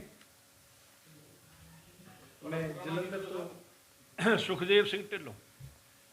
ਮੈਂ ਜਲੰਧਰ ਤੋਂ ਜਗਜੀਤ ਸਿੰਘ ਕਿਸਾਨ ਸੰਘਰਸ਼ ਕਮੇਟੀ ਦਾ ਜਲੰਧਰ ਤੋਂ ਪ੍ਰਧਾਨ ਹੈ। ਮੇਰੇ ਤੋਂ ਪਹਿਲਾਂ ਪ੍ਰਧਾਨ ਸਾਹਿਬਾਨਾਂ ਨੇ ਬੜੀ ਡਿਟੇਲ ਦੇ ਵਿੱਚ ਦੱਸਿਆ ਹੈ ਕਿ ਇਸ ਐਕਸਪ੍ਰੈਸਵੇ ਦੇ ਸਾਨੂੰ ਬਹੁਤ ਸਾਰੀਆਂ ਪ੍ਰੋਬਲਮਸ ਹੈਗੀਆਂ। ਇਸ ਐਕਸਪ੍ਰੈਸ ਦੀਆਂ ਜਿੰਨੀਆਂ ਪ੍ਰੋਬਲਮਸ ਹੈਗੀਆਂ, ਜੇ ਇਹਨੂੰ ਅਸੀਂ ਨਾ ਬਿਆਨ ਕਰਨਾ ਚਾਹੀਏ ਤਾਂ ਬਿਆਨ ਨਹੀਂ ਹੋ ਸਕਦਾ। ਇੱਕ ਇਮੇਜਿਨ ਕਰਕੇ ਦੇਖਿਓ ਕਿ 15 ਫੁੱਟ ਉੱਚਾ, ਜਿੱਦਾਂ ਕਹਿ ਲਓ ਇੱਕ ਦਰਿਆ, ਤੇ 300 ਫੁੱਟ ਚੌੜਾ ਇਹ ਰੋਡ ਜਦੋਂ ਲੰਘਣਾ ਤੇ ਸਾਨੂੰ ਕਿੰਨੀਆਂ ਕੁ ਪ੍ਰੋਬਲਮਸ ਆਉਣਗੀਆਂ। ਸਾਰੇ ਪੰਜਾਬ ਨੂੰ ਇਹ ਦੋ ਜਗ੍ਹਾ ਤੇ ਡਿਵਾਈਡ ਕਰ ਰਿਹਾ। ਜਿਹੜੀ ਸਾਡੀ ਜ਼ਮੀਨ ਜਾ ਰਹੀ ਹੈ ਉਹ ਤਾਂ ਜਾ ਹੀ ਰਹੀ ਹੈ। 25,000 ਪਰਿਵਾਰ ਜਿਹੜਾ ਉਹ ਤਾਂ ਉਜੜ ਹੀ ਰਿਹਾ, ਪਰ ਇਹਦੇ ਨਾਲ ਜਿਹੜੀ ਕੋਈ ਬਚਦੀਆਂ ਜ਼ਮੀਨਾਂ ਉਹ ਵੀ ਬਰਬਾਦ ਹੋ ਰਹੀਆਂ। ਦੂਸਰੇ ਪਾਸੇ ਜਾਣ ਨੂੰ ਕੋਈ ਸਾਨੂੰ ਰਸਤਾ ਨਹੀਂ ਮਿਲ ਰਿਹਾ, ਸਾਨੂੰ ਕੋਈ ਦੂਸਰੇ ਪਾਸੇ ਪਾਣੀ ਲਿਜਾਣ ਦੇ ਸਾਧਨ ਨਹੀਂ ਮਿਲ ਰਹੇ। ਸਾਡੀਆਂ ਸਾਰੀ ਉਮਰ ਦੀਆਂ ਕੀਤੀਆਂ ਹੋਈਆਂ ਕਮਾਈਆਂ ਇਸ ਚੀਜ਼ ਦੇ ਨਾਲ ਬਰਬਾਦ ਹੋ ਰਹੀਆਂ। ਸਾਡਾ ਪਿਛਲੇ 3 ਮਹੀਨੇ ਤੋਂ ਜਿਹੜਾ ਸੰਘਰਸ਼ ਚੱਲ ਰਿਹਾ ਹੈ, ਉਹਦੇ ਨਾਲ ਸਾਨੂੰ ਪਿੱਛੇ 1-2 ਮੀਟਿੰਗਸ ਮਿਲੀਆਂ। ਉਹਨਾਂ ਮੀਟਿੰਗਸ ਦੇ ਵਿੱਚ ਸਾਨੂੰ ਭਰੋਸਾ ਦਿੱਤਾ ਗਿਆ ਕਿ ਤੁਹਾਡੀਆਂ ਸਮੱਸਿਆਵਾਂ ਹੱਲ ਕੀਤੀਆਂ ਜਾਣਗੀਆਂ, ਪਰ ਸਾਨੂੰ ਇਹ ਨਹੀਂ ਸਮਝ ਲੱਗਦੀ ਕਿ ਅਸੀਂ ਸਰਕਾਰ ਤੇ ਯਕੀਨ ਕਿੱਦਾਂ ਕਰੀਏ। ਕਿਉਂਕਿ ਸਰਕਾਰ ਸਾਨੂੰ ਕਹਿ ਦਿੰਦੀ ਹੈ ਕਿ ਅਸੀਂ ਕੋਈ ਕੰਮ ਨਹੀਂ ਕਰਦੇ, ਪਰ ਇਹ ਅੰਡਰਗਰਾਉਂਡ ਸਾਰੇ ਕੰਮ ਕਰੀ ਜਾਂਦੇ ਆ। ਸਾਨੂੰ ਮੀਟਿੰਗਾਂ ਰੱਦ ਕਰਨ ਦਾ ਲੈਟਰ ਦੇ ਦਿੱਤੇ ਜਾਂਦੇ ਆ, ਪਰ ਉੱਥੇ ਫੇਕ ਕਿਸਾਨ ਬਿਠਾਲ ਕੇ ਮੀਟਿੰਗਾਂ ਕੀਤੀਆਂ ਜਾਂਦੀਆਂ। ਸੋ ਕਿੱਦਾਂ ਯਕੀਨ ਕਰੀਏ ਕਿ ਇਹ ਸਾਨੂੰ ਸਾਰਾ ਕੁਝ ਦੇ ਦੇਣਗੇ। ਸੋ ਇਸ ਕਰਕੇ ਅਸੀਂ ਸਾਰੇ ਜਿੰਨੇ ਵੀ ਪੰਜਾਬ ਦੇ ਪ੍ਰਧਾਨ ਹੈ, ਸਮੂਹਿਕ ਤੌਰ ਤੇ ਇਹ ਗੱਲ ਕਹਿਣੀ ਚਾਹੁੰਦੇ ਆ ਕਿ ਜੇ ਸਰਕਾਰ ਸਾਡੇ ਲਈ ਕੋਈ ਫੈਸਲਾ ਲੈਂਦੀ ਹੈ, ਜਿੰਨਾ ਚਿਰ ਉਹ ਸਾਨੂੰ ਕੌਨਫੀਡੈਂਸ ਦੇ ਵਿੱਚ ਨਹੀਂ ਲੈਂਦੇ, ਸਾਡੇ ਨਾਲ ਸਹਿਮਤੀ ਨਹੀਂ ਬਣਾਉਂਦੇ, ਉਹ ਸਾਨੂੰ ਮਨਜ਼ੂਰ ਨਹੀਂ ਹੋਊਗਾ ਤੇ ਅਸੀਂ ਉਹਦੇ ਅਗੇਂਸਟ ਆਪਣਾ ਸੰਘਰਸ਼ ਤਿੱਖਾ ਹੀ ਕਰਾਂਗੇ ਔਰ ਇਹਨਾਂ ਨੂੰ ਕੋਈ ਰੋਡ ਉਹਨਾਂ ਚਿਰ ਬਣਾਉਣ ਨਹੀਂ ਦੇਵਾਂਗੇ। ਕਿਉਂਕਿ ਸਾਡੇ ਲਈ ਤਾਂ ਇਹ ਜ਼ਿੰਦਗੀ ਮੌਤ ਦਾ ਸਵਾਲ ਆ, ਤੇ ਜੇ ਅਸੀਂ ਮਰਨਾ ਹੀ ਆ ਤਾਂ ਫਿਰ ਅਸੀਂ ਲੜ ਕੇ ਮਰਾਂਗੇ, ਅਸੀਂ ਘਰ ਬੈਠ ਕੇ ਨਹੀਂ ਮਰਾਂਗੇ। ਇਸ ਕਰਕੇ ਤੁਹਾਡੇ ਥਰੂ ਅਸੀਂ ਇਹੀ ਸਰਕਾਰ ਨੂੰ ਮੈਸੇਜ ਦੇਣਾ ਚਾਹੁੰਦੇ ਕਿ ਜੋ ਵੀ ਕੰਮ ਕਰਨਾ ਉਹ ਸਾਨੂੰ ਕੌਨਫੀਡੈਂਸ ਦੇ ਵਿੱਚ ਲੈ ਕੇ ਕਰਨ, ਅਦਰਵਾਈਜ਼ ਉਹਨਾਂ ਚਿਰ ਕੋਈ ਉਹਦਾ ਫਾਇਦਾ ਨਹੀਂ ਹੋਣਾ। Thank you. ਸਿਰਫ ਇੱਕ ਮਿੰਟ ਪਲੀਜ਼।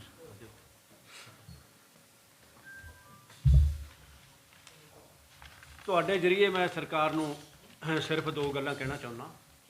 ਪਹਿਲੀ ਗੱਲ ਤਾਂ ਮੈਂ ਅਵਾਰਡਾਂ ਦੀ ਗੱਲ ਕੀਤੀ ਆ। ਮੇਰੇ ਨਾਲ ਲੁਧਿਆਣੇ ਜ਼ਿਲ੍ਹੇ ਤੋਂ ਬੈਠੇ ਨੇ ਬਿਕਰਜੀਤ ਸਿੰਘ ਜੀ, ਪ੍ਰਧਾਨ ਨੇ। ਇਹਨਾਂ ਕੋਲੇ 2-2 ਕਰੋੜ ਰੁਪਏ ਦੀਆਂ ਰਜਿਸਟਰੀਆਂ ਨੇ, ਜਿਹੜੀਆਂ ਅਬਾਨੀ ਅਡਾਨੀ ਨੇ ਖੁਦ ਉੱਥੇ ਜ਼ਮੀਨ ਖਰੀਦੀ ਹੋਈ ਹੈ 1 ਨੰਬਰ ਦੇ ਵਿੱਚ। ਔਰ ਉਸ ਦਾ ਸਟਾਂਪ ਪੇ ਕੀਤਾ ਹੋਇਆ, ਲੱਖਾਂ ਰੁਪਈਆ ਸਟਾਂਪ ਪੇ ਕੀਤਾ ਹੋਇਆ ਹੈ।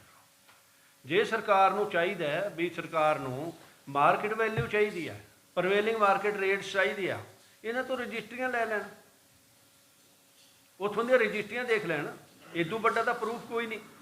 ਔਰ ਦੂਸਰੀ ਜਿਹੜੀ ਸਾਡੀ ਅੱਜ ਸਭ ਤੋਂ ਕਰੂਸ਼ੀਅਲ ਡਿਮਾਂਡ ਹੈ ਉਹ ਇਹ ਹੈ ਸਰਕਾਰ ਨੂੰ ਕਿ ਜਿਹੜਾ ਸੰਤੋਖਪੁਰੇ ਦਾ ਅਵਾਰਡ ਕੀਤਾ ਹੋਇਆ ਉਹਨੂੰ ਫੌਰੀ ਤੌਰ 'ਤੇ ਰੱਦ ਕੀਤਾ ਜਾਵੇ, ਕਿਉਂਕਿ ਉਹ ਇਲੀਗਲ ਅਵਾਰਡ ਹੈ, ਕਿਸਾਨਾਂ ਦੇ ਖਿਲਾਫ ਹੈ। ਇਸ ਕਰਕੇ ਉਸ ਨੂੰ, ਸਾਡੀ ਇਹ ਸਾਰੇ ਹਾਊਸ ਦੀ ਮੰਗ ਹੈ ਵੀ ਉਸ ਅਵਾਰਡ ਨੂੰ ਫੌਰੀ ਤੌਰ 'ਤੇ ਰੱਦ ਕੀਤਾ ਜਾਵੇ। ਸੋ ਇੰਨਾ ਕਹਿੰਦਾ ਹੋਇਆ ਮੈਂ ਖਿਮਾ ਦਾ ਜਾਚਕ ਹਾਂ। ਤੇ ਹੋਰ ਕਹਿਣਾ ਕਿਸੇ ਨੇ ਕੁਛ? ਹਾਂ ਲਓ।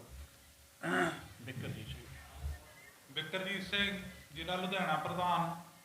ਮੇਰੀ ਤਾਂ ਕੈਪਟਨ ਸਾਹਿਬ ਨੂੰ ਇੱਕੋ ਹੀ ਬੇਨਤੀ ਆ ਕਿ ਸਾਡੇ ਤਾਂ ਮਨਾਂ ਦੇ ਵਿੱਚ ਇਹ ਆ ਵੀ ਸੀਐਮ ਸਾਹਿਬ ਜ਼ਿਮੀਂਦਾਰਾਂ ਦੇ ਪੱਖੀ ਨੇ, ਵੀ ਇਸ ਲਈ ਇਹਨਾਂ ਅੱਗੇ ਬੇਨਤੀ ਆ ਵੀ ਜ਼ਿਮੀਂਦਾਰਾਂ ਦੀ ਜੋ ਇਹ 25,000 ਏਕੜ ਜ਼ਮੀਨ ਜਾ ਰਹੀ ਆ ਉਹਨੂੰ ਕੌਡੀਆਂ ਦੇ ਭਾਅ ਕਿਸੇ ਕੀਮਤ ਤੇ ਨਾ ਜਾਣ ਦਿੱਤਾ ਜਾਵੇ, ਜ਼ਿਮੀਂਦਾਰਾਂ ਨੂੰ ਪੂਰਾ ਮੁਆਵਜ਼ਾ ਦਿੱਤਾ ਜਾਵੇ। ਜੋ ਪ੍ਰਧਾਨ ਸਾਹਿਬ ਨੇ ਦੱਸਿਆ ਰਜਿਸਟਰੀਆਂ ਸਾਡੇ ਕੋਲ ਹੈਗੀਆਂ ਨੇ, ਉਹ ਰਜਿਸਟਰੀਆਂ ਮੁਤਾਬਕ ਸਾਂਡ ਰੇਟ ਕੱਢ ਲਿਆ ਜਾਵੇ। ਵਾਹਿਗੁਰੂ ਜੀ ਕਾ ਖਾਲਸਾ, ਵਾਹਿਗੁਰੂ ਜੀ ਕੀ ਫਤਿਹ। ਹਾਂਜੀ ਓਕੇ ਓਕੇ, ਮੈਂ ਕਰ ਲਾਂ। ਓਕੇ ਓਕੇ ਠੀਕ।